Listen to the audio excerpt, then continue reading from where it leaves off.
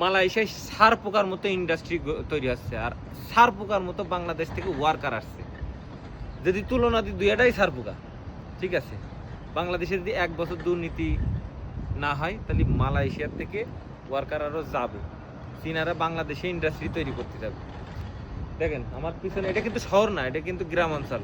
সার পোকার মতো ইন্ডাস্ট্রি, এক একটা ইন্ডাস্ট্রি 500 থেকে 1000 লোকের চাকরি দিতে পারে, আর বাংলাদেশে একজন ওয়ার্কার আসছে, ঠিক আছে। তো চিন্তাধারা দেখেন বাংলাদেশ আর আমাদের চাইনিজদের, এদের চিন্তাধারা কি পরিবর্তন, ঠিক আছে। এরা সার পোকার মতো ইন্ডাস্ট্রি তৈরি করছে আর বাংলাদেশ থেকে ওয়ার্কার সাপ্লাই দিচ্ছে, মূর্খ সাপ্লাই দিচ্ছে, ঠিক আছে। এটাই মানে সহজ ভাষায় বলা চলে। তো বাংলাদেশে যদি আপনার আছে সঠিক আইন ব্যবস্থা থাকতো, তাহলে এখান থেকে চীনারা এই প্রকল্পের কিছু অংশ বাংলাদেশেও যাইত, হয়তো বা আমার আছে মালয়েশিয়া আসা লাগতো না।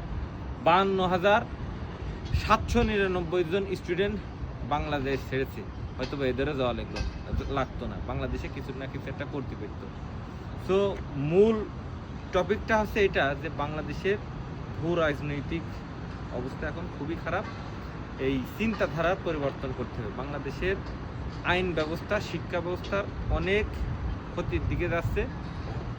এইগুলো যদি পরিবর্তন হয় তাহলে আমাদের অনেকেরই আছে বাংলাদেশ ছেড়ে আসা লাগবে না, আত্মীয় ফ্যামিলি সব ছেড়ে।